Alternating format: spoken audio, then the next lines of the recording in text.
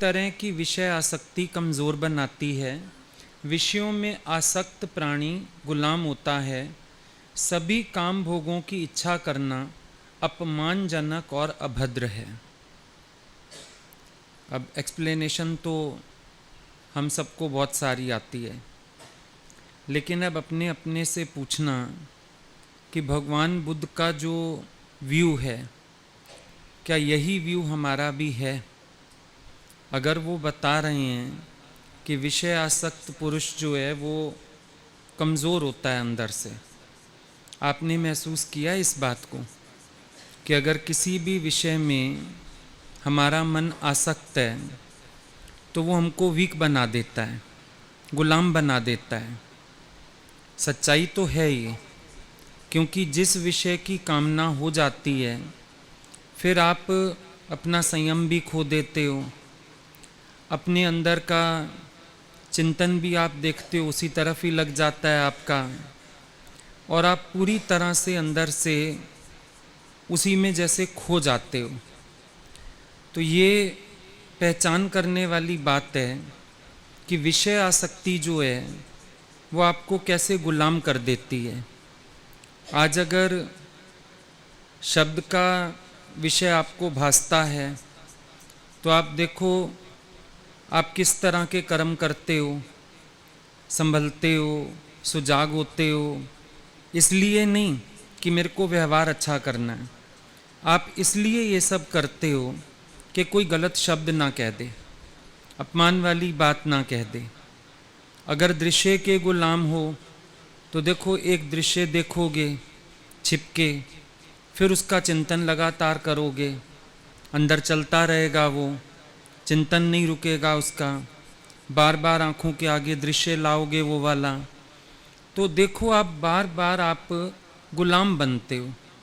जिस भी विषय के पीछे भगते हो वो आपको गुलाम बनाता है और इतना कमज़ोर कर देता है कि आप अपना मनोबल भी भूल जाते हो, अपनी शक्ति भी भूल जाते हो, और इतने कमज़ोर हो जाते हो कि अगर ये विषय नहीं मिला पता नहीं जैसे क्या ही हो जाएगा।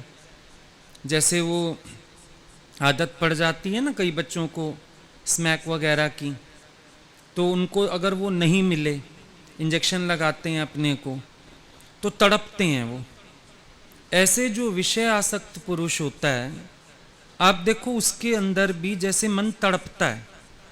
अगर उसको वो विषय प्राप्त नहीं होते जिन विषयों की उसको कामना है, तो जैसे तड़पता है कि नहीं मुझे तो ये चाहिए, नहीं मेरे को तो गुजारा नहीं इसके बिना।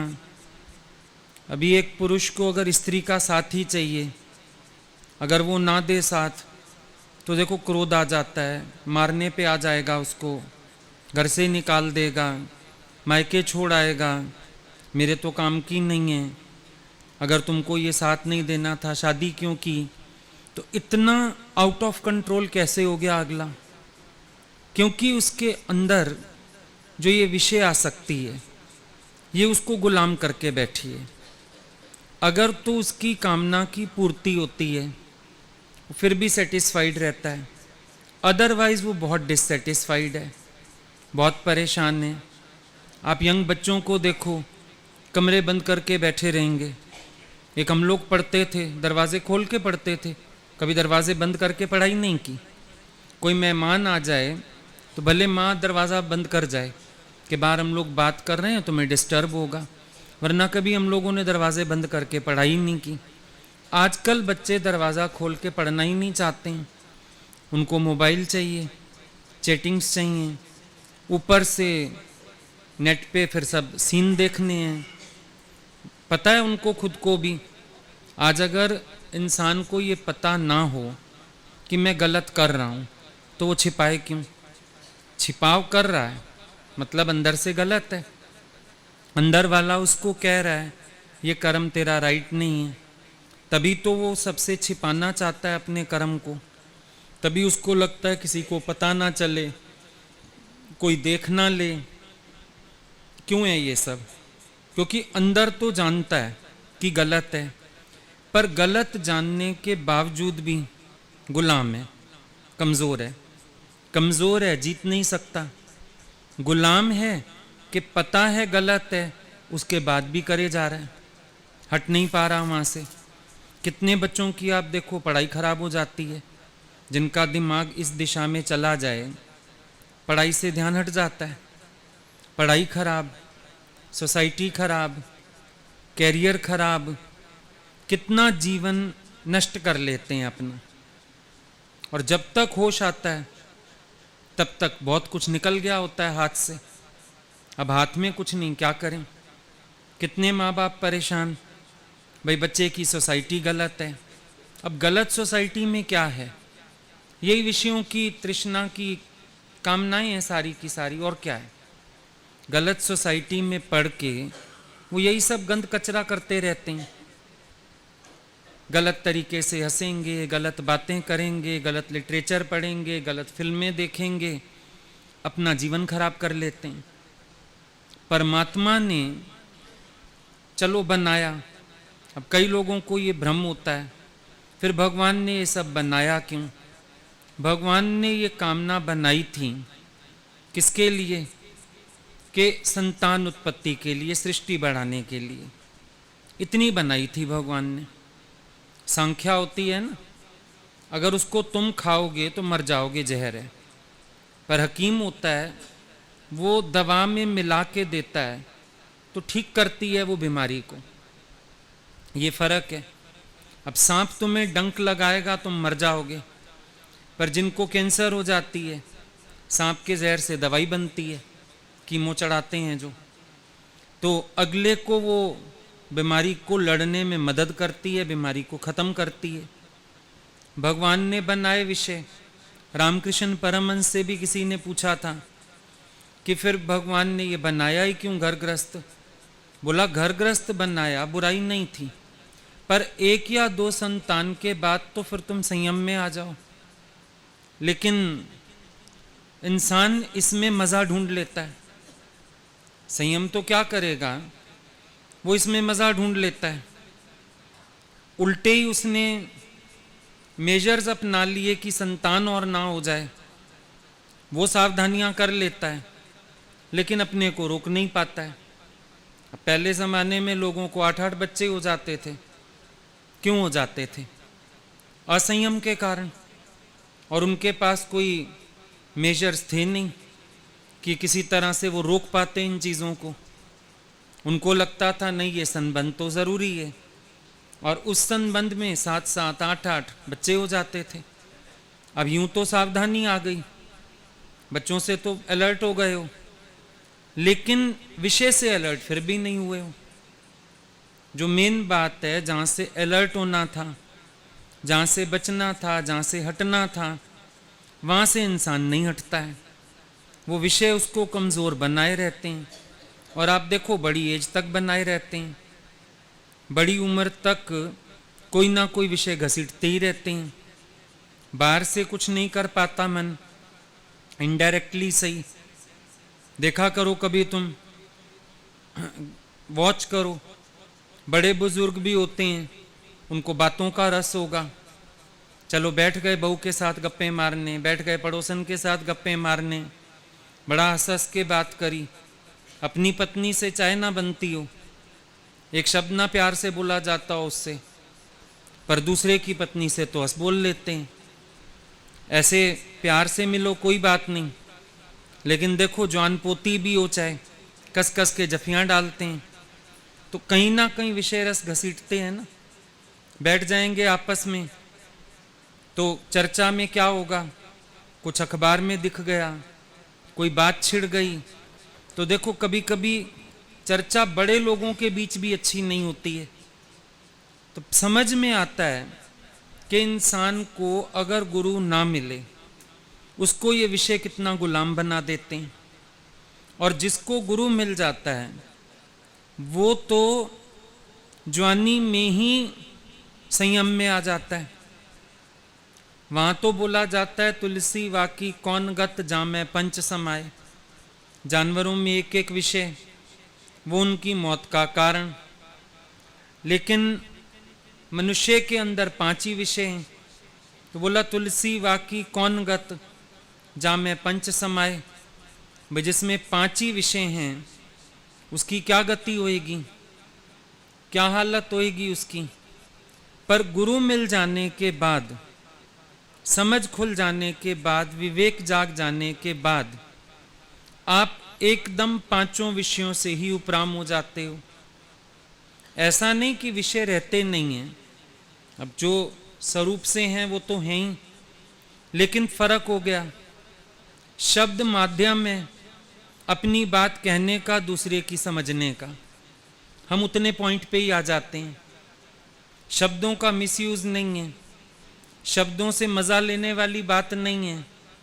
शब्द जो है जिस लिए बना, अब उतना ही काम होता है आपका। और तभी आप देखते हो आपके पास मौन अधिक हो जाता है, व्यर्थ भाषण बंद है, ना फालतू बोलना पसंद आता है, ना फालतू सुनना पसंद आता है। टू द पॉइंट बात करके आप राजी रहते हो, चाहे वो टेलीफोन हो, चाहे कोई आपके सामने बैठा हो। हमेशा आपको लगता है टू द पॉइंट बात होनी चाहिए। कभी कभी कोई लंबी बात करता है ना, तो कहना पड़ता है शॉर्ट में थोड़े में बात करो। बातों का विस्तार करके क्या करना। कभी कभी हम चिट्ठियां भी देखते हैं सबकी, इतनी लंबी लंबी चिट्ठियां, अगला पढ़ेगा कैसे भाई। लेटर लिखना है तुम्हें, शॉर्ट में अपनी बात लिखो, ख़त्म करो। इतनी लंबी लंबी कहानियाँ। कल भी किसी का था 1 पेज 8 पेज का लेटर, दूसरा 4 पेज का लेटर, मैंने उठा के साइड में रख दिया। ये लोग बोले पढ़ेंगे नहीं, मैंने जब मेरे को टाइम होगा पढ़ूंगा। कौन दिमाग खराब करे, क्योंकि इतनी फालतू बातें होती हैं। जो आपको बात बतानी है शॉर्ट में बताओ ना, लंबाई चौड़ाई विस्तार क्या ज़रूरत है उसकी। जब शॉर्ट में बात हो सकती है, बात को लंबा चौड़ा क्यों करना। ये भी एक रस है। कईयों को देखो फ़ोन पे लंबी बात, भाई जितनी काम की बात है करो, रखो फ़ोन। लंबी बात करते जाएंगे, आधा घंटा बात हुई, आज मेरी फलाने से पौना घंटा बात हुई। अब बातों में काम की बात कितनी थी, हार्डली एक आधी बात। और सुनाओ और सुनाओ, और सब ठीक है और सब ठीक है। भाई no news is good news. और सुनाओ, क्या सुनाएं, कहाँ से लाएं। रेडियो थोड़ी है सुनाता रहेगा, रेडियो ऑन कर लो सुनाता जाएगा। तो देखो शब्द का विषय जब जीता जाता है, ना अधिक बोलना पसंद आता है, ना अधिक सुनना पसंद आता है। ऐसा महसूस होता है ये शब्द जिन भावों को प्रकट करने के लिए बने, जैसे टेलीग्राम होता था, बात अपनी लिखते थे, भी बात भी पूरी लिख लें और कम से कम शब्द इस्तेमाल हों, क्योंकि पैसा खर्च हो रहा है। सेम बात यहाँ पर भी है, टू द पॉइंट बात करो, अच्छा लगेगा। अब स्पर्श का विषय है। अब स्पर्श आप देखो, एक ज्ञानी का स्पर्श पॉजिटिव वाइब्रेशंस देता है। एक आपका स्पर्श, माँ का स्पर्श बच्चे को दुख में बीमारी में सहलाती है ना, माँ बैठ के स्पर्श देती है, बच्चे को सुकून मिलता है। एक किसी दुखी आदमी को हम पीठ सहला देते हैं या सिर पे हाथ रख देते हैं, उसको हिम्मत मिलती है। एक बच्चा पढ़ाई वाला है, उसको हम पीठ थपथपा देते हैं, उसको बल मिलता है। स्पर्श भगवान ने बड़ा अच्छा बनाया था, बुरा नहीं बनाया, स्पर्श बहुत अच्छा बनाया था। कोई बहुत टाइम बाद मिलता है या कोई बहुत किसी हालत से निकल के आया है, हम उसको गले लगा लेते हैं अचानक, उसको ऐसे लगता है मेरे को कोई अपना मिल गया, सुकून आ जाता है। स्पर्श तो गलत नहीं बनाया भगवान ने, पर जब स्पर्श से आपने रस लेना शुरू किया, स्त्री ने पुरुष को स्पर्श किया, उसके अंदर हलचल हो गई। स्त्री का स्पर्श है, अच्छा लग रहा है मेरे को, मज़ा आ रहा है इसमें से, वो स्पर्श जैसे सांप का डंक हो गया, क्योंकि उसके अंदर विषयों की तीव्र कामना उठा देगा, भोगों की कामना उठा देगा। स्पर्श वैसे तो बुरा नहीं है, ज्ञानी कितनों को स्पर्श करता है, शाबाशी देने के लिए, किसी की कमज़ोरी दूर करने के लिए। जो कोई कमज़ोर पड़ रहा है, हम कंधे पकड़ लेते हैं, अरे नहीं तुम कर सकते हो, यू कैन, उसको बल मिल जाता है। और कई बार तो कितने लोग कहते हैं अरे आपका स्पर्श भूल ही नहीं रहा है, ऐसे लग रहा है अभी भी आपका हाथ सिर पे है ही है, कंधे पे आपका हाथ है जैसे, ये स्पर्श कहाँ बुरा हुआ? ये स्पर्श तो अच्छा हो गया, किसी को चढ़ा के चला गया, पॉजिटिव एनर्जी दे गया, किसी को पॉजिटिविटी दे गया। और एक स्पर्श जो गलत भावना से है वो अगले के अंदर कामना पैदा करके चला गया। आज कोई बीमारी व्यक्ति होता है, अब उसके पास हम बैठ के अगर उसको सहलाते हैं उसको अच्छा लगता है। हॉस्पिटल में कोई है, एक्सीडेंट हो गया, बीमार है, तो हम पास बैठे रहते हैं ना कभी कभी, तो ऐसे लगता है चलो इसकी बाँह सहला दें, इसका सिर सहला दें थोड़ा सा, तो अगले को पावर आता है, जैसे अच्छा लगता है उसको, एक ममता का एहसास होता है, अपनेपन का एहसास होता है। तो ये स्पर्श तो गलत नहीं है, लेकिन वही बात हो गई कि विषय गलत नहीं है, हमारी भावना गलत हो उठती है। स्पर्श का विषय गलत नहीं है, बहुत अच्छा है, लेकिन गड़बड़ कहाँ पर हो गई? जहाँ हमारी भावना में खोट आ गया वहाँ गड़बड़ हो गई। सहलाया तो एक बच्चे को भी जाता है, बच्चा ना सो रहा हो ना, क्या करते हैं, उसकी पीठ सहलाने लगते हैं धीरे धीरे, बच्चे को नींद आ जाए, या बच्चे को बुखार होता है, दर्द होता है, चोट लग गई है, धीरे धीरे बैठ के ऐसे ऐसे उसकी टांग बाँह सहलाते रहते हैं, सो जाए, इसको आराम मिलेगा, इसको सुकून मिलेगा, है ना। और वही स्पर्श अगर आप किसी बड़े को करते हो, आपका भी भाव गलत हो जाता है, उसका भी गलत हो जाता है, तो स्पर्श का विषय किसी और दिशा में निकल जाता है वो। अब फिर एक उससे शुरुआत हुई स्पर्श से, फिर आलिंगन चाहिए, स्पर्श का रूप बड़ा चाहिए।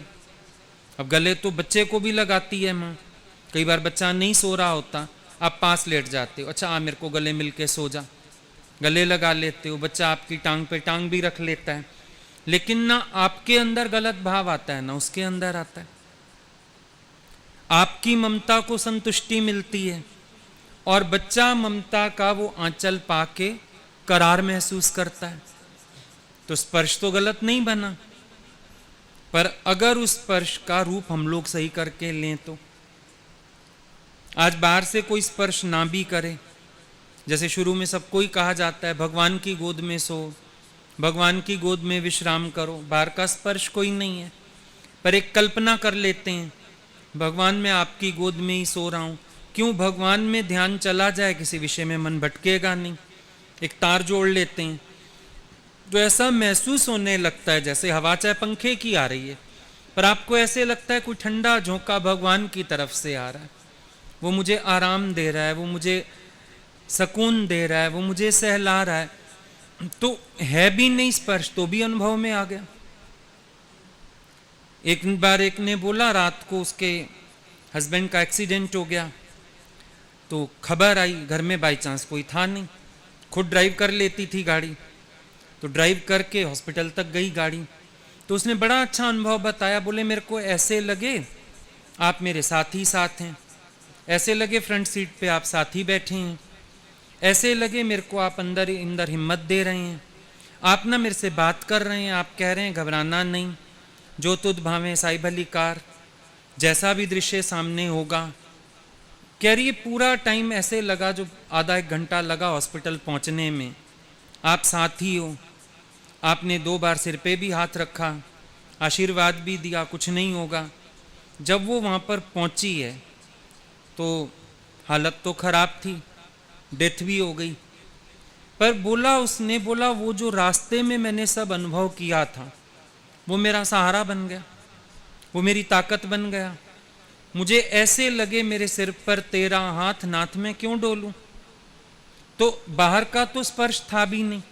अच्छा, अब एक स्पर्श की कल्पना जवान व्यक्ति करता है, जवान बच्चे होते हैं वो भी कल्पना करते हैं, ये जो अप्रत्यक्ष रूप से तुम्हें विषय भोग चाहिए तो कल्पना ही तो करनी पड़ती है ना दूजे की, दूजे के ख्याल के बिना तो भोग बुद्धि उठती नहीं है, दूसरा दिमाग में डालना पड़ेगा, दूसरे को दिमाग में लाओगे, दूसरे को सोचोगे, नाना प्रकार की कल्पनाएं करोगे, तब तो भोग सकते हो ना। चाहे तुम्हें अप्रत्यक्ष भोग ही भोगना है, लेकिन दिमाग में तो दूजा बिठाना पड़ता है। अब वहाँ जो दुनिया में लोग विषय के लिए स्पर्श अनुभव करते हैं, अनुभव वो भी कर लेते हैं, है नहीं लड़की सामने पर वो अनुभव कर लेगा लड़की है नहीं लड़का सामने वो अनुभव कर लेगी लड़का है, फील भी कर लेंगे, वो मेरे से गले मिल रहा है, वो मेरे से ऐसा कर रहा है, सपने में देख लेंगे, सपने में कोई है भी नहीं तो भी दूजा आ गया, स्पर्श भी आ गया, स्पर्श गिरा भी गया। आप हैरानी देखो, इतनी कल्पना हमारी स्ट्रांग है, इसी कल्पना में भगवान लाना हो तो आप कहते हो कैसे लाएं, पर इतनी तो आपकी कल्पना स्ट्रांग है कि आप दूसरे का ख्याल कर लेते हो, दूसरे का विचार कर लेते हो, दूसरे के साथ अपने को इन्वॉल्व कर लेते हो और अपनी शक्ति का ह्रास भी कर लेते हो। गिर गए। क्या है ये? स्पर्श का ख्याल है, सिर्फ हुआ नहीं, कुछ आया नहीं कोई तुम्हारे पास, लेकिन तुम इतना ज्यादा कल्पना स्ट्रांग कर गए कि तुम उसमें गिर भी गए। अब अगर संसार का स्पर्श इतना अनुभव किया जा सकता है, जो लड़की थी नहीं तुमने अनुभव कर ली, जो लड़का था नहीं अनुभव कर लिया, तो कहते हैं भगवान कैसे अनुभव करें? दो लगाने चाहिए तुम्हें जब ये प्रश्न करते, भगवान कैसे अनुभव करें? भगवान देखा नहीं है ना, अभी तो देखा है, गुरु के रूप में बहुत देखा है, और वहां तो देखा है तुमने उनको, तुम्हारी औकात भी नहीं। किसी भी हीरोइन को बुला लोगे रात को सपने में, भोग लोगे उसके साथ, कोई हीरो बुला लोगे, क्या क्या कल्पना कर लोगे। तो जब तुम उनको बुला के इतनी सजीव कल्पना कर सकते हो, क्या हर समय अपने भगवान को साथ नहीं रख सकते, गुरु को साथ नहीं रख सकते? तो खोट तुम्हारे अंदर हुआ। फिर भगवान ने तो शायद ये भी विषय बना दिए कि मेरे नजदीक आ जाना। अब आज ये शब्द अगर माध्यम ना हो, जिसको मिल गया ज्ञान मिल गया, बाकी ठन ठन गोपाल, शब्द का विषय अच्छा हुआ, आज कृपा हुई गुरु की, ज्ञान मिला हम लोगों को, ना हम क्या करते, हमारे जैसे तो रुलते। आया भी अवतार, पर अगर वो एक शब्द का माध्यम ही ना होता, हम क्या कर लेते, पहचानते भी ना। हम कहीं जाके हम मिल लेते, वाइब्रेशन ले लेते, पहचान तो वो, वाणी तो माध्यम बन गई, तो शब्द का विषय तो बड़ा अच्छा बनाया, अच्छा है ना। स्पर्श का विषय बड़ा अच्छा है। एक भगवान का स्पर्श ऐसा हुआ, फिर दुनिया में किसी के स्पर्श की जरूरत ना रही। अगर पारस लोहे की तलवार को छू जाए वो सोने की हो जाए। स्पर्श का तो ऐसा महत्व भी है, किसने का स्पर्श का महत्व नहीं है? इतना अच्छा महत्व है कि लोहे की तलवार को छुआ पारस ने, वो हो गई सोने की, अब काटने का काम ही खत्म हो गया उसका, काटती नहीं अब। तो जो जीव भाव में ऐसे राक्षसी प्रकृतियां लेके गुरु की शरण गए, गुरु के ज्ञान के स्पर्श ने, गुरु की वाणी के स्पर्श ने, गुरु के बाहरी स्पर्श ने उनको तार दिया। कभी कभी लगता है गुरु ने बाहर का स्पर्श भी ना किया हो, पर अंदर देखो कितना जबरदस्त स्पर्श किया। उसकी वाणी स्पर्श करती है, प्यार स्पर्श करता है, अंदर छूता है, दिल को छूता है, नहीं छूता है? फिर तो स्पर्श तो बड़ा अच्छा हुआ, लेकिन तुमने उस स्पर्श को गलत दिशा में डाल रखा। और इतने मूर्ख लोग हैं दुनिया में, इस स्पर्श के रोग के पीछे जानवरों को भी नहीं बख्शते। ऐसे भी लोग हैं, ऐसे लोग मिले जिन्होंने मुंह से बताया मैंने बिल्ली को नहीं छोड़ा, मैंने डॉगी को नहीं छोड़ा, ऐसे लोग भी मिले। आप सोच के देखो, एक पत्नी घर में बैठी है, 4 बार चाहिए, मजदूर, एक ने तो बताया फैक्ट्री में मजदूर काम करते थे, तो एक मजदूरन को 500 रुपए दे दिए दिन में, बाद में रुक जाना जब सारे चले जाएं। उसने उससे भी काला मुंह कर लिया। तो ये स्पर्श गलत दिशा में कौन ले गया? आप ले गए ना। फिर दोष दे देते हैं भगवान ने बनाया क्यों? भगवान ने तो अपने लिए बनाया था, मेरा स्पर्श अनुभव कर लेना, मुझे अनुभव कर लेना। तुम्हारी ताकत इतनी जगाई थी तुम्हारे अंदर ताकि तुम हर समय भगवान को अंग संग महसूस कर लो। अब अंतर तो यही है, ज्ञानी को हर समय अनुभव होता रहता है, मेरा भगवान मेरे साथ, मेरा गुरु मेरे साथ, हर समय अनुभव में है ना। हर वक्त महसूस होता है ना उनका वरदस्त हमारे सिर पे है। हर वक्त महसूस होता है मैं जिथे जिथे जावां गोपाल मेरे नाल, नी मैं उड़ उड़ जावां गोपाल मेरे नाल। हर वक्त महसूस हो रहा है। आप सोच के देखो, जो अंदर स्पर्श से ऊपर उठता है उसके स्पर्श में शफा कितनी आ जाती है। हम पंडितों ब्राह्मणों की बात नहीं करते, कथावाचकों की बात नहीं करते, वो हर कोई अपना हृदय आप जाने, आशीषें वो भी बड़ी देते हैं, थापियां मारते हैं कस कस के, हम उनकी बात नहीं करते। शफा उसको आती है जो स्पर्श की हद से परे होता है, जो स्पर्श के विषय से ऊपर उठता है, उसका स्पर्श शफा वाला होता है। उसके स्पर्श में ताकत होती है, उसके स्पर्श में हिम्मत होती है, उसका स्पर्श पॉजिटिविटी से भरा हुआ होता है, उसका स्पर्श पॉजिटिव एनर्जी देके जाता है।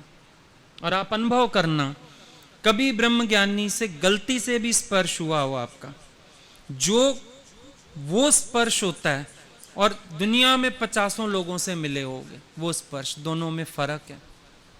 गीता भगवान के तो कपड़ों तक में भी इतना वो आ गया था, भगवान बोलते थे कभी कभी उनको छूने से ही करंट लगता था, इतनी पावर आ गई थी उनके अंदर, इतना उनके स्पर्श में ताकत आ गई थी। बोले कभी तो वैसे ही छू लो तो करंट लगे, कभी तो उनके कपड़े को भी छूने से करंट लगता था। दुपट्टा उतार के पकड़ाया, शॉल उतार के पकड़ाई, बोले उसमें भी करंट आ जाता था, इतना उनके अंदर ताकत आ गई थी। तो जो इस विषय से परे हुआ ना, तो आपको देखना है कि स्पर्श के विषय को आप किस तरफ ले जाते हो, यह आपके ऊपर बात है। ऐसे रूप है, अब रूप है, आप रूप देखते हो बाहरी, किस लिए देखते हो? आकर्षित होते हो, ये सुंदर है, ये गोरा है, इसके नैन नक्श अच्छे हैं, ये फलाना है, ऐसा भाव करते ही आपके अंदर भोग बुद्धि जागती है। और एक रूप होता है भगवान का रूप देखना, ज्ञानी भी देख रहा है, लेकिन वो बाहर के रूप को नहीं देख रहा, बाहर के रूप में जो भीतर रूप को धारण करने वाला है उसको देख रहा है। भाई ये कौन है? ये सब रूप भगवान ने धारण किया है। अब जहां ये ख्याल आता है कि ये सब रूप भगवान ने धारण किया है, ये भावना आई, वहां आपको बाहरी रूप विषयों की तरफ नहीं ले जाता, बाहरी रूप आपको परमात्मा से जा जोड़ता है। आज हम एकटक गुरु को देखें देखें देखें, अच्छे बहुत लगते हैं। कहने को चतुरदास ने भी कह दिया, चतुरदास दा यार चरोका, वाह वाह हुस्न जवानी। शब्द तो वही वाले इस्तेमाल किए संसार वाले, पर चतुरदास दा यार चरोका, कहता है मेरा गुरु कैसा है? चरोका, न्यारा, अलग, अनोखा, वाह वाह हुसन जवानी। हुसन जवानी कोई गुरु में ये वाले भाव तो रखता नहीं। तो हुसन जवानी से क्या मतलब है उसको? कि सारी दुनिया से परे, खूबसूरत, जिसको देखने के बाद किसी को देखने का मन ना करे, जिसका दर्शन करने के बाद कुछ बाकी देखना ना रह जाए। जब से देखा है सतगुरु को अब और ना कोई दिखता है। और हुसन जवानी कौन सी है? ये जो नूर चढ़ा है परमात्मा का, ये जो अलग न्यारा स्वरूप दिखता है भगवान का, ये जो उनके चेहरे पे कांति दिखती है सत्य की, तो उस पे आशिक है ना। तो रूप तो भले है, लेकिन इस रूप का अगर भाव सही ले लिया जाए तो ये रूप आपको परमात्मा से जा जोड़ता है। आज बाहर का रूप देखा, साकार का रूप देखा, स्वरूपासक्ति हुई, स्वरूपासक्ति से ही तो निराकार तक पहुंच पाए। स्वरूपासक्ति के बिना तो भक्ति ना होती। हमें तो आधार चाहिए था। भगवान रूप धारण करके आ गया, और जब वो रूप धारण करके आया, उसके उस रूप ने मन को ऐसा मोहित किया, फिर संसार में कुछ देखने की जरूरत नहीं रही। अब तो रूप तो धारण किया भगवान ने, खुद भी किया, और ये रूप भी भगवान ने ही धारण किए। लेकिन आप मंदिर में जाते हो, वो रूप तो मानते हो भगवान के हैं, और जब बाकियों को देखने लगते हो ना, तब भूल जाते हो। कि ये रूप भगवान के, तब आपको लगता है नहीं ये लड़का है, ये लड़की है, ये सुंदर है, इसके नैन नक्श अच्छे हैं, ये ऐसा है, ये वैसा है, फिर आप ऐसी बातों में खो जाते हो। पर ये सब रूप भगवान के ही तो हैं। एक भगवत भाव आते ही नाम रूप आपको बांधता नहीं। ये नाम रूप जगत का रूप है। अगर तत्व पे दृष्टि आ जाए तो रूप भले दिखे, अब मंदिर जाते हो रूप तो वहां भी दिखता है, दिखता है नहीं दिखता है। अब शुंभ निशुंभ थे, उनको तो दुर्गा के रूप पे आशिक हो गए। चला गया माता के पास, मैं तेरे को रानी बना के रखूंगा, ऐसा करूंगा, मेरा कहना मान ले। अब जिनकी मत मारी हुई है, भ्रष्ट बुद्धि, विवेकहीन, वो तो भगवान में भी ऐसा भाव कर लें। और जिनका विवेक जागृत है नामदेव जैसे, वो तो नामदेव ने पकाई रोटी कुत्ते ने उठाई, पीछे घी का कटोरा लिए जा रहा। स्वामी रूखी तो ना खाओ, थोड़ा घी तो लेके जाओ। रूप अपना क्यों मुझसे छिपा रहा? देखो दोनों में अंतर देख लो। एक के सामने त्रैलोक की शक्ति रूप धारण करके आई, वो मुआ वहां भी फंस गया। उनकी शक्ति नहीं पहचान रहा, वो उनको भी भोग्य वस्तु मान बैठा। शादी करने की ठान ली, सोचा मैं इसको रानी बना के रखूंगा, और जब वो नहीं मानती तो बोला मैं फिर इससे लड़ाई करूंगा। आ गया झगड़ा करने, आ गया बलपूर्वक उनको अपना बनाने, जान से हाथ धोया। ये भ्रष्ट बुद्धि वाले लोग। अब ये ना कहना खाली शुंभ निशुंभ थे ऐसे, तुमको भी तो पता चल गया हर रूप में भगवान ने। फिर अगर तेरी दृष्टि कहीं गलत जाती है, तुम भी वही वाले असुर हो, और तुम्हारा भगवान एक दिन करेगा कत्ल, फिर आके मार खाओगे ऐसी तुम भी। तुम्हें भी तो पता चल गया कि सब रूप भगवान ने धारण किया है। फिर शुंभ निशुंभ वाली बुद्धि क्यों रखते हो? फिर क्यों अपने अंदर अच्छा भाव धारण नहीं करते हो? क्यों नाम रूप से देख रहे हो? क्यों गलत विचार कर रहे हो?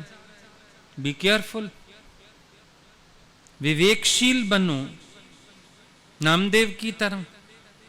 जड़ चेतन में भगवान का भाव हो जाए, मेरा है ही भगवान, दूजा भाव ना हुई, दूजे का भाव मन से बिल्कुल निकल जाए।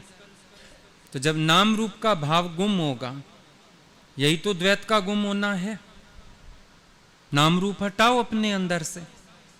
अब ये नहीं आंखों को नहीं दिखेगा, भले दिखे आंख को, लेकिन भाव भगवान का बन जाए। मंदिर में जाते हैं ना, वहां भी तो मूर्त दिखती है, आपको पता है ये शिव जी हैं, ये राम जी हैं, ये गणेश जी हैं, लेकिन कौन है? भगवान है। जहां सिर पे हाथी का मस्तक दिख जाए, गणेश भगवान है।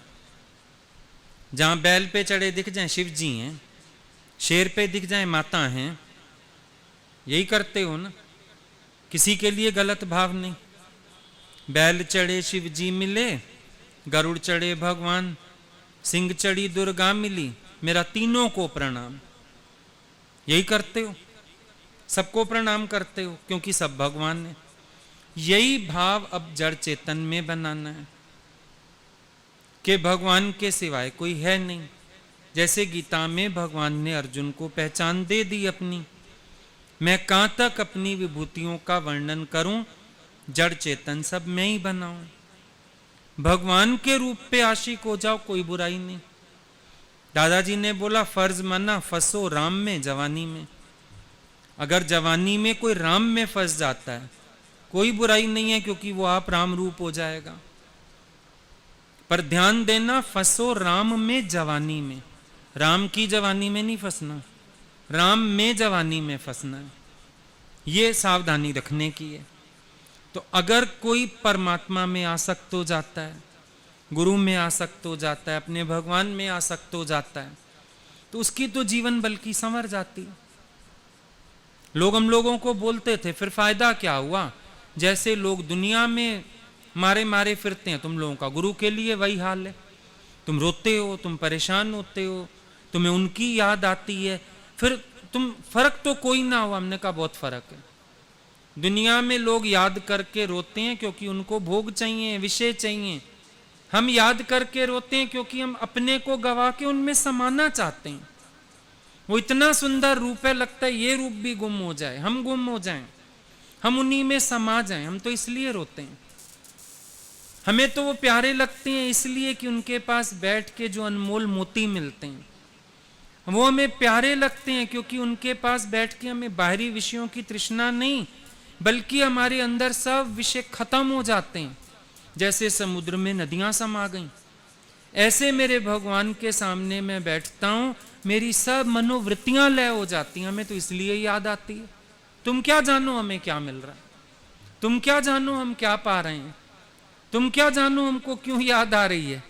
बड़ा फर्क है। हम दुनिया वालों की तरह थोड़ी रोते हैं। अब गोपियां रोई, लोगों को लगा कृष्ण के लिए रो रही हैं। कृष्ण कोई नाम रूप नहीं है जिसको रो रही हैं, कृष्ण उनका भगवान है। कृष्ण जागती ज्योत है। कृष्ण वो शक्ति है जिसने उनके भीतर सत्य को जागृत किया है। कृष्ण वो है जिसने उनके अंदर प्रेम जगाया, भक्ति जगाई, ज्ञान जगाया, सत्य जगाया। उनका कृष्ण से वो आकर्षण है। जैसे हम धरती पर जोत जलाएं, मोमबत्ती जलाएं, वो सूरज की तरफ जाती है क्योंकि उद्गम स्थान है उसका। पानी गिराएंगे पाताल की तरफ जाएगा, उद्गम स्थान है उसका। भक्त का भगवान के प्रति आकर्षण उस तरह का होता है जहां से मेरे अंदर ये सब पैदा हुआ, उद्गम हुआ है मेरे अंदर। भाई आकर्षण कैसे नहीं होगा? लौ का आकर्षण सूरज की तरफ होगा ही होगा, पानी का आकर्षण पाताल की तरफ होगा ही होगा। तो मेरा आकर्षण मेरे उस प्यारे की तरफ नहीं होगा, उस प्रीतम की तरफ नहीं होगा जिसने मेरे भीतर ये सत्य जागृत किया, जिसने मेरे भीतर ये ज्योत जलाई। मैं तो प्रेम शब्द से अनजान था, जिसने मेरे अंदर प्रेम को जगाया। अरे तुमने मुझको ज्ञान सुनाया, सोई हुई शक्ति को जगाया, एक नई दुनिया में बसाया, मस्त बनाया, रूप दिखाया। तुम ही हो रूप साकार पूरे गुरु, तुम ही हो खुद निराकार। ये महिमा भीतर से आती है गुरु की, क्योंकि हमने वो रूप देखा गुरु का जिसमें उसने ये नहीं कहा। देखो एक सांसारिक लोग रूप दिखाते हैं। एक राजा था, उसके यहाँ नर्तकी आती थी, वो राजा की महिमा के गाने गाती थी। राजा तू क्या नहीं, राजा तू क्या नहीं। राजा बहुत चढ़ गया, बड़ा अच्छा राज्य किया। दूसरी फिर बैठा राजकुमार गद्दी पे, उधर से नर्तकी की आ गई बेटी। वो कहती थी मैं क्या नहीं हूं, मेरी कमर देख, मेरी आंखें देख, मेरे होठ देख। राजकुमार उसमें आसक्त हो गया, राज्य भी खत्म कर बैठा, दुश्मन ने चढ़ाई कर दी, हार गया, नर्तकी का दीवाना हो गया, अपनी सब आभा खो बैठा और नर्तकी भी ठोकर मार गई, छोड़ गई उसको कि तू कैसा पुरुष है। राजा था तो नर्तकी का भी आकर्षण था, अब क्या करे खोखले को। ये फर्क है। संसार में जब किसी के प्रति आकर्षण होता है, हमें लगता है ये सब कुछ है, मैं कुछ नहीं। यही भाव आता रहता है अगलों के प्रति, और अगले दिखाते भी यही। शादी करो, आदमी कहेगा मैं क्या नहीं हूं, मैं कमाता हूं, मैं खिलाता हूं, मैं ऐसा करता हूं, मैं गुजारा कर रहा हूं। वो औरत बेचारी एक समय पे आके ऐसी डिप्रेस हो जाती है, मैं तो कुछ नहीं, हिम्मत ही हार जाती है, शक्ति हार जाती है। कितनी पढ़ी लिखी होवे, नौकरी करती होवे, पर एक समय लुंज पुंज हो जाती है कि सारा समय उसको से मैं हूं, जो कुछ हूं मैं हूं, तू कुछ नहीं, चुप कर पागल, अकल नहीं तुझे। दुनिया में ये बना दिया जाता है। लेकिन गुरु के पास आए, गुरु ने तो पहले दिन का तो ही मोही मोही तो ही अंतर कैसा, जो तू है सो मैं हूं, जो मैं हूं सो तू है। गुरु ने कभी ये कहा ही नहीं मुझे देखो, उन्होंने अपना रूप पहचान, अपना रूप पहचान। पर जिसने मेरा अपना रूप मुझे पहचान करवाया, मेरे को तो वो बहुत बड़ा लगेगा ना, भगवान हो गया वो मेरा। जिसने चाहे मेरी सोई हुई शक्तियां जगाई, पर अगर वो मेरी सोई शक्तियों को ना पुकारता, ना जगाता, मैं तो दुनिया से भिखारी का भिखारी चला जाता। तेरे दर पे मैं तो फकीर था, तूने क्या से क्या है बना दिया। कैसे गए थे, किस औकात से गए थे, फकीर होके गए थे। क्या था हमारे पास, खोखले थे। तेरे दर पे मैं तो फकीर था, पर तूने क्या से क्या है बना दिया। मैं कैसे भूल सकता हूं, सो क्यों विसरे जो विकते काडे, जन्म जन्म का टूटा गांड है। वो कैसे भूले, सो क्यों विसरे जो विकते काडे। ये विषयों के विष से निकालने वाला कैसे विसरेगा वो। और जन्म जन्म का टूटा रिश्ता परमात्मा से जोड़ा जिसने, कैसे भूल सकते हैं हम उसको। तो फर्क तो ये हो जाता है ना, अगर उसके रूप पे हम आशिक भी हो गए तो क्या हुआ, हम उसका रूप हो गए। बल्कि तू मैं हो गया, मैं तू हो गया, मेरा दुई वाला पर्दा खत्म हो गया। फैसला क्या निकला ये देखो ना, अल्टीमेटली रिजल्ट क्या निकला ये देखो ना। चलो हम हुए आशिक, बाहर से भी हुए, कोई बड़ी बात नहीं। लोग तो इतनी गंदी सोच वाले होते हैं, बोलते थे उम्र है ना तुम्हारी, जवानी है, इसीलिए गुरु स्त्री चोले में है, तुम्हें अच्छा लगता है। हमने कहा हमने देखा ही नहीं स्त्री पुरुष, तुम देखते हो स्त्री चोले में। हमें तो वो महापुरुष लगते हैं, पुरुषों के भी पुरुष लगते हैं। और थे वो, जो उनकी पावर थी, जो उनकी खुनकी थी, एक पुरुष उनके आगे, 1000 पुरुष भी उनके आगे थोथे थे, छोटे थे। चोला कोई भी पहन ले तो मर्जी है भगवान की, चोला कोई भी पहन ले, लेकिन चोला पहन के दुनिया को धोखा दे सकता है, अपने भक्तों को नहीं दे सकता। भक्त पहचान लेते हैं, भक्त ढूंढ लेते हैं, ये चोले रूपी नकाब के पीछे कौन छिपा बैठा है। वो अनुभव में आता था, कभी लगे ही नहीं वो, नहीं तो हम शायद अपने मन की हर बात कर भी ना पाते। स्त्री सोचते तो शायद पास ही ना बैठ पाते। हम सोचते हम क्यों बैठे स्त्रियों के पास, उस समय तो जेंट्स थे ही नहीं सत्संग में, कुछ भी विचार आते, लेकिन वो लगे ही नहीं कभी। सच में वो देह की हद से इतने परे थे, कभी ये ख्याल ही नहीं जाता था। बल्कि एक बार किसी ने भजन बनाया था, बनाया रूप नारी का खुद भगवान, तो उस दिन बड़ी हैरानी लगी, रूप नारी का, ऐसे लगे शब्द ही नहीं सूट कर रहा उनको, नारी शब्द ही ना सूट करेगा। और भजन हम आज तक कभी भी नहीं गाते हैं, पता नहीं क्यों, अच्छा ही नहीं लगता। लिया है रूप नारी का, नारी शब्द ही ऐसे लगता है उनसे मिसमैच है, नहीं कह सकते उनको। वो तो खुद खुदा हैं, परमेश्वर हैं, भगवान शब्द ही सूट करता है उनके साथ। पुल्लिंग ही अच्छा लगता है उनके साथ, लगा ही नहीं कभी, बाहर का रूप तो लगा ही नहीं। क्योंकि उनके रूप के साथ ना जो उनका वो असली रूप प्रकट रहता था, तेज, वो बड़ा प्यारा था। कभी कभी उससे डर भी लगता था, पर प्यारा बड़ा था वो। ध्यान देना, जिस दिन आंख खुलेगी ना, गुरु को देखना आ जाएगा, गुरु के रूप के साथ उसकी जो अरूप की स्थिति है वो साथ नजर आएगी। ये रूप दिखेगा बाहर वाला, साथ ही साथ उनका वो तेजों का तेज भी नजर आएगा। वो जो दिखता है ना पीछे औरा, फोटो में तो बना दिया जाता है, पर ये सच्चाई है, जिसने साकार को पहचाना वो उस औरे को महसूस करेगा। वो महसूस करेगा। जब बैठते थे ना भगवान सत्संग में, 2 भुजाएं तो लोगों को दिखती थी, हमको अनंत भुजाएं नजर आती थी। एक तो पहली देवी माता में आस्था थी, वो जब बैठते थे ना और पूरे अपने जोश में आ जाते थे बीच सत्संग चलते चलते, जब उनके हाथ भी यूं यूं चलते थे और पूरे अपने जोश में आ जाते थे, उस समय सच में लगता था ये दुर्गा प्रकट हो गई है। अभी अब शेर भी नहीं चाहिए इनको, इनका अपना मुख ही 100 शेरों के बराबर हो गया।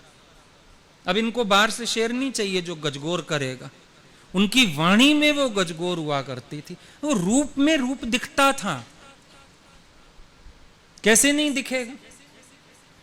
जब एक सांसारिक आदमी को देखते हो, आशिक होते हो, जिन पे पति पत्नी बनाते हो, वो उनके भी रूप के पीछे के रूप दिखते हैं, के गुण दिखते हैं, कलाएं दिखती हैं। भगवान को दिखना कोई साधारण होता है? भगवान भी बड़े असाधारण स्वरूप के मालिक होते हैं।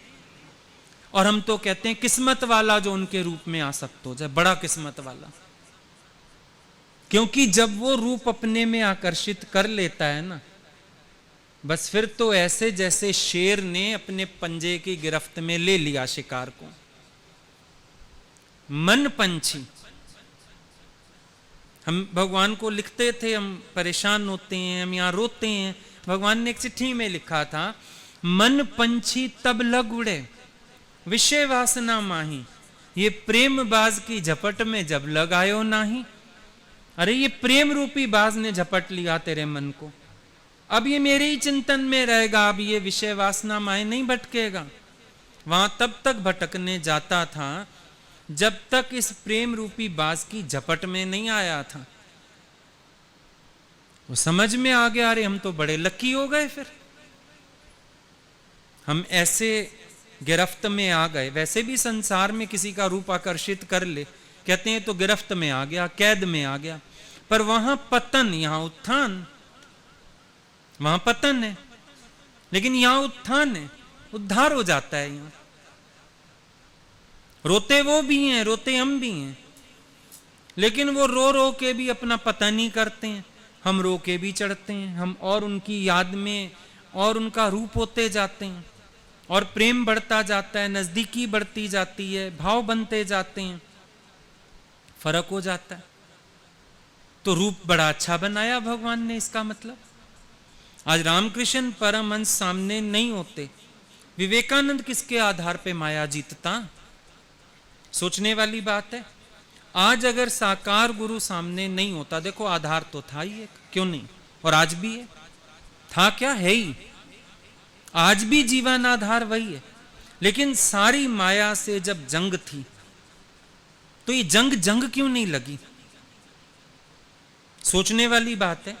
नहीं तो जंग तो बहुत बड़ी थी, विश्वामित्र जैसे हारे, कौन कौन हारे पता नहीं, है ना। लेकिन ये जंग क्यों नहीं लगी? क्योंकि बहुत बड़ा एक आधार गुरु का साथ में था। फर्क तो है ना। वरना इस माया का पार कैसे पाया जाता? अगर भगवान मेरे लिए सरगुण होके ना आता, साकार होके ना आता, तो मैं इस माया के ऊपर जीत कैसे पा सकता था? ये तो उसकी कृपा है। तभी हम लोग एक बात बोलते थे, भगवान को मोहन मोहिनी रूप बना के आ गया और उसने हमारे मन को मोह लिया। मेरा मन मोह लिया श्याम हारा वाले ने। भले हम ओए ओए करते रह गए, पर ओए ओए भी दो तरह की होती है। एक ओए ओए अफसोस वाली होती है, एक ओए ओए बल्ले बल्ले वाली भी तो होती है, नहीं होती? दोनों तरह की होती है ना। एक तो अफसोस होता है, ओए ओए ये क्या हो गया मेरे साथ, एक तो ओए ओए मेरी लॉटरी निकल आई, कमाल हो गया। तो ये ओए ओए कौन सी है? बल्ले बल्ले वाली है। जे मैं वेखा कर्म जो अपने, नहीं सी कुछ मेरे पल्ले, पर जे मैं वेखा रहमत ਤੁਹਾਡੀ, बल्ले बल्ले बल्ले बल्ले बल्ले हो गई ना हमारी, रहमत हो गई कि मेरे लिए भगवान साकार हो। अब मीरा जितनी तो कैपेसिटी नहीं थी भाई कि कृष्ण की मूर्ति से मोहब्बत कर लेते, नहीं थी इतनी कैपेसिटी। भगवान ने देखा बच्चा कमजोर है, सरगुण रूप लेके आ गया, और फिर उसने प्यार करके आकर्षित कर लिया। प्यार का हाथ तो उन्हीं की तरफ से बढ़ता है। हमको कहां प्यार करने आता था? हम तो बताते ही हैं, पहले दिन भी वो चल के आए, तखत की तरफ ना जाके हमारी तरफ चले आए। इंतजार हो रही है तेरी सुबह से, अब आया तू शाम को। प्यार का पहला हाथ भी उन्होंने ही बढ़ाया। देखो, प्यार का पहला अक्षर अधूरा, इश्क का दूसरा अधूरा, मोहब्बत का तीसरा अधूरा। लेकिन शब्द अधूरे रह गए, उन्होंने भरपूर कर दिया प्यार से। शब्द चाहे अधूरे रह गए, सच्ची बात है, शब्दों से प्यार पूरा कहां होता है? When pains are highest, words are nighest। प्यार पूरा हो गया, शब्द अधूरे रह गए, रहने दो। हमको शब्दों से लेना भी क्या, जिससे लेना था वो आ गया। तभी तो कैसी कैसी उपमाएं बुल्ले शाह ने दी। रूप पे ही तो आशिक हुआ। रांझा जोगीड़ा बन आया, कहता है मेरा रांझा, मेरा भगवान, मेरा गुरु जोगीड़ा बन आया। जोगी का वेश बना लिया इसने। रूप बताया उसका, गले में गानी है, हाथ में मुंदरी है, पर मैंने पहचान लिया तो क्या कहता है, इस दी खातिर भरसा पानी। ओ मेरा जोगी में उस दी जुगियाणी, इस दे खातिर भरसा पानी। क्यों गुरु नानक देव ने बोल दिया, पखा फेरा पानी ढोवा, जो दे वै सो खाई। कोई आन मिलावे मेरा प्रीतम प्यारा हो, तिस पे आप बेचाई। अरे ऐसे प्यारे पर तो अपने आप को बेच डालें, बिक्री कर दें, जिसने इतनी ऊंची मंजिल दिखा दी। तो रूप की तो महिमा है। कहां कल्पना उसने बुल्ले शाह ने कर ली कि देखो ये सौदा बेचने आया है, वनजारा सौदा बेचने आया है। तो क्यों ऐसी कल्पनाएं करी, क्यों ऐसी बातें करी? भाई सीधी बात है, भगवान पर आशिक हुए बिना भी ये सौदे नहीं फलते। ये फलते ही तभी हैं जब भगवान पे मेरा मन आशिक हो जाता है। तो बड़ा शुक्रिया निराकार का, रूप बनाया तो। रूप ना होता तो हमारा क्या होता? तो रूप का विषय भी बड़ा प्यारा है, इसका मतलब बहुत ही अच्छा है। हमारा तो उद्धार कर दिया उसने। बस अगर ये रूप गलत जगह लग जाता, ये विषय, फिर काम खराब था। ये अच्छा हुआ तार सही जगह जुड़ी जाके, ये अच्छा हुआ कनेक्शन सही जगह हो गया। तो उस रूप ने बल्कि तार दिया, उस रूप ने कल्याण कर दिया। फिर आता है रस का विषय। अब लोगों को रस किसके हैं? सांसारिक इंद्रियों के जो रस हैं उनको यही रस आते रहते हैं। आंख दृश्य देखे, कान शब्द सुने, जबान बातें करे, फिर खाने का रस, ये सब रस होते रहते हैं। लेकिन गुरु की शरण आने के बाद रसों का भी रूप बदल गया। कैसे बदल गया? अब हर इंद्रिय पे मेरे भगवान का पहरा हो गया। आता तो है रस आंख को, पर कैसा रस आता है? भगवान का दर्शन करके रस आता है। जगत देख के रस नहीं आता। अब भगवान का दर्शन करके रस आता है। कानों को रस तो आता है, भगवान की वाणी सुन के रस आता है। देखो जरा सा कहीं कैसेट भी चल रहा हो ना, एकदम कान खड़े हो जाते हैं, ये तो हमारे भगवान की आवाज लग रही है।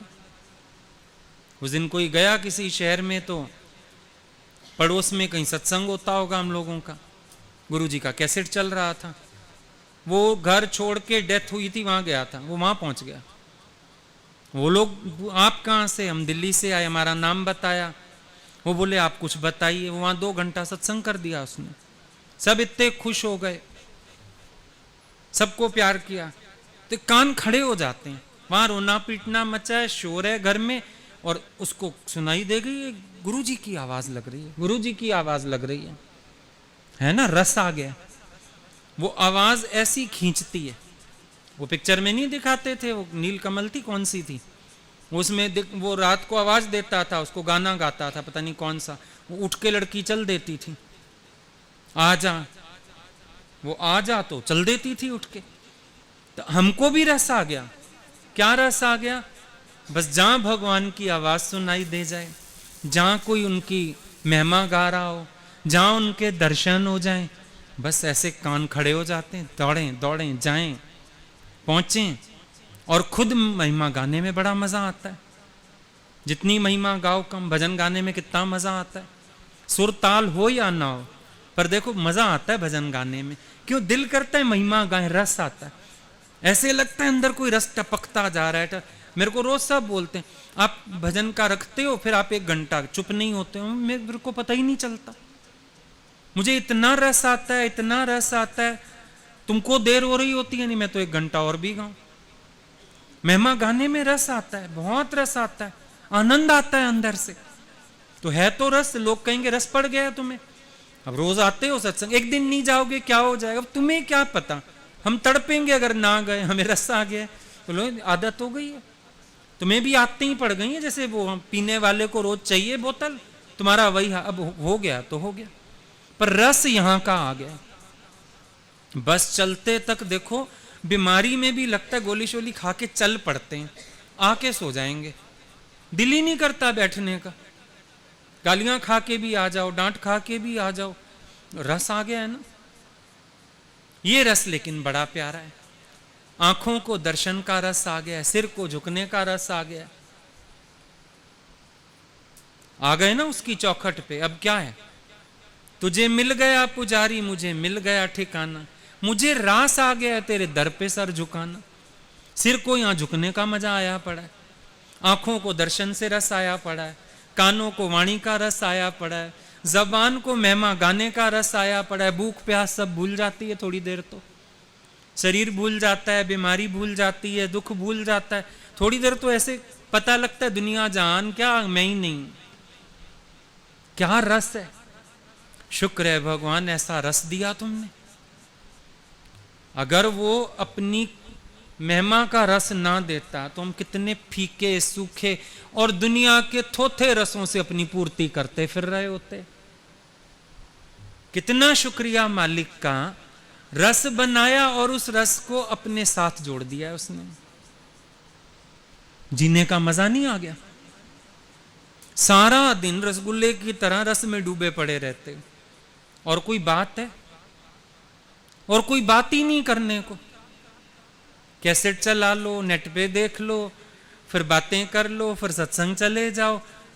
दुनिया सारी सिमट के हमारी बस गुरु में और हमारे में हो गई है। काफी छोटी हो गई दुनिया, इतनी रह गई है बस। और ऐसा रस आता है अंदर से, सारे दिन कोई छेड़े ना तो टेंशन नहीं। देख लो, ना सोने की परवाह, ना खाने की परवाह, कोई पूछे ना पूछे, इतना रस अपने अंदर आ गया, बाहर सब बातों से जान छूट गई। ऐसा बढ़िया रस आ गया, और क्या चाहिए? और कहां एक एक रस के गुलाम बने फिर रहे थे, एक एक विषय रस के गुलाम बने फिर रहे थे, अपने आप को कमजोर बना रखा था, दुखी और थे। और मजा देखो, इस रस में आसक्त होके शक्तिशाली कोई कमजोर हुआ? वहां तो भंवरा रस पीने गया, मरा कमजोर होके बीच में ही मर गया। यहां हम ये रस पी के और शक्तिशाली, नूरानी और तेजस्वी और ब्रह्मचर्य से भर गए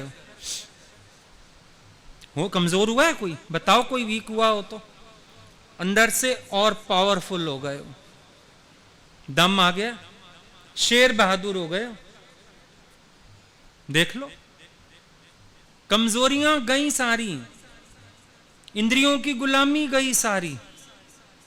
क्योंकि अगर हमें ना भी कोई इंद्रिय का साथ मिले तो भी हमारे भगवान का रस तो अंदर है ही है। कभी कभी आंख कान मुख सारा कुछ तो बंद कर लेते हैं, तो भी तो रस आ रहा है, इंद्रियों की गुलामी भी गई। ऐसा रस मिला, साथ मिल जाए इंद्रियों का तो भी ओके, ना मिले तो भी ओके। राजमा चावल की प्लेट मिल जाए, चम्मच हो या ना हो, हाथ से भी खा लेते हैं। प्लेट मिलनी चाहिए। हमें तो प्लेट मिल गई, अपना रस मिल गया। कभी इंद्रियां साथ दे देती हैं, ठीक है, ना दो तो भी चलेगा, रस तो मेरा वहीं का वहीं है। इस रस ने मुझे सशक्त किया है, शक्तिशाली किया है, बहादुर बनाया है और मजबूत कर दिया है। बाकी रह गई गंध। दुनिया में गंध कैसी है? फूलों के इत्र की गंध, परफ्यूम की पता नहीं कौन कौन सी गंध। यहां ये पक रहा है, आज ये हलवा बन रहा है, लोगों को ये गंध आती रहती है। हमारे पास गंध कौन सी है? हमको एक ही बात सिखा दी गुरु ने, जहां तहां हम पहचान लेते हैं मेरे भगवान का वास है। गंध आ जाती है, कोई सत्संगी से मिल जाओ। आप कहीं सत्संग जाते हो क्या? लग रहा है ऐसा, गंध आ गई ना, उसके अंदर बैठा अपना गुरु है। नहीं, आपकी बातों से लगा, नहीं ऐसे लगा जैसे बातें हमारे गुरु जी करते हैं ना, वैसी बात कर रहे हैं। आ जाती है गंध, अपने आप ही आ जाती है। कहां तो शिष्य की बात सुनते थे कि वो गुरु के पास आया था कि गुरु जी बेटी की शादी है, कुछ दे दो। गुरु ने पुरानी जुत्ती दे दी। कलपता हुआ जा रहा था, दूसरा शिष्य व्यापार करके आ रहा था बाहर शहर से। वो पूछता है तेरे पास मेरे गुरु की कोई चीज है क्या? तुझे कैसे पता? बोला मुझे गंध आ रही है।